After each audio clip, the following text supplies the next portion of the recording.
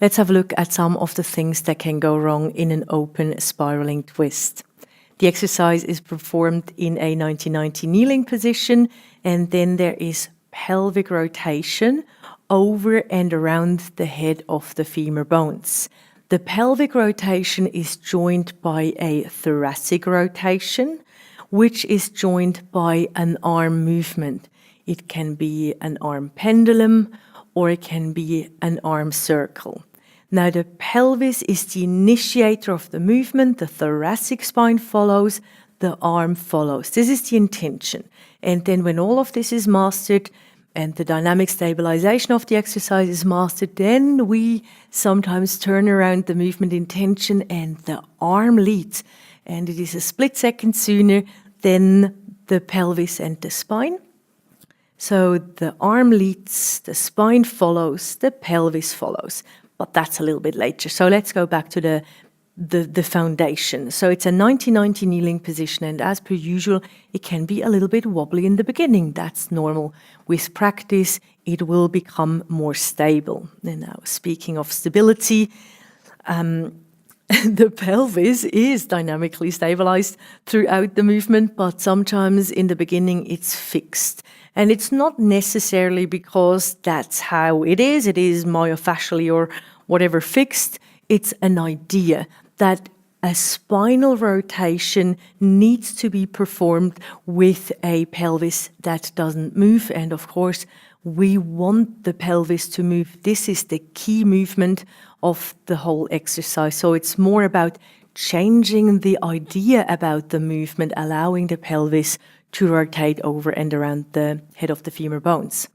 And then, okay, so gotten the idea, but it's still not working. Maybe it is a matter of proprioception, not knowing how to perform the movement. Very often in the exercises, we stabilize the pelvis and we rotate the femur through the hip socket.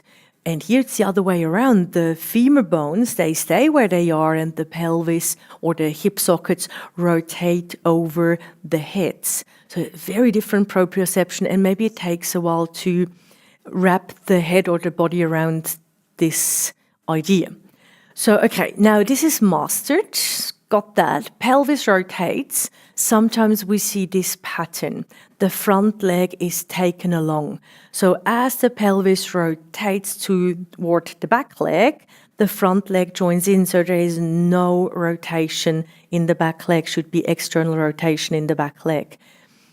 And the hand can be used. So this is really the best solution here. You use the front hand to guide the alignment of the knee.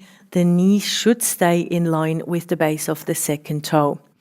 And then the pelvis can be rotated very nicely, and it creates an external hip rotation. On the other side, a little bit of a medial hip joint rotation.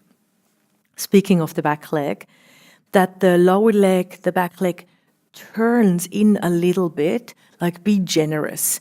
That can happen a little bit. Just watch that it doesn't turn too much. Otherwise, you've got the same scenario here in front. You don't really have a lot of rotation in the hip joint going on. It's then only happening in the front hip joint. So tolerant there at the back, stabilize the front knee with the hand as much as need be. Now, okay, I got all of that. Pelvic rotation, the lower leg stays pretty much in place, and the front knee stays aligned. Now, if you watch my knee, it moves a little bit forwards and then it moves back, because as I rotate the pelvis, the femur is shifted forward and then it shifts back together with the pelvis or the socket. So sometimes there's a little bit of confusion, I think, because that's what someone sees when they watch me doing it, and then they turn it more into something like this.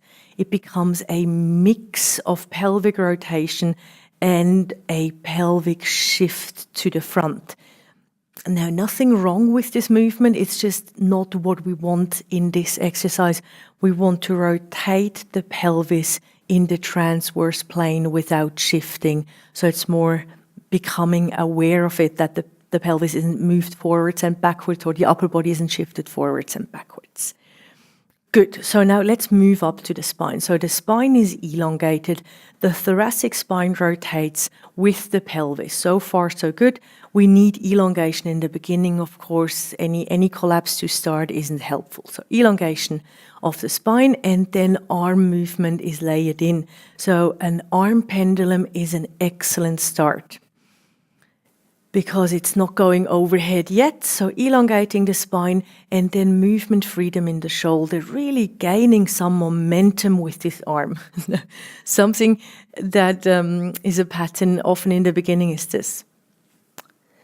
There is no freedom in this arm. The arm is just held very strongly, as strong as probably the rest of the body is held. The arm is held, and then it turns into an equally stiff arm circle. And okay, that can happen in the beginning because you focus a lot. Then when we are very, very focused on something, sometimes we get a little bit rigid.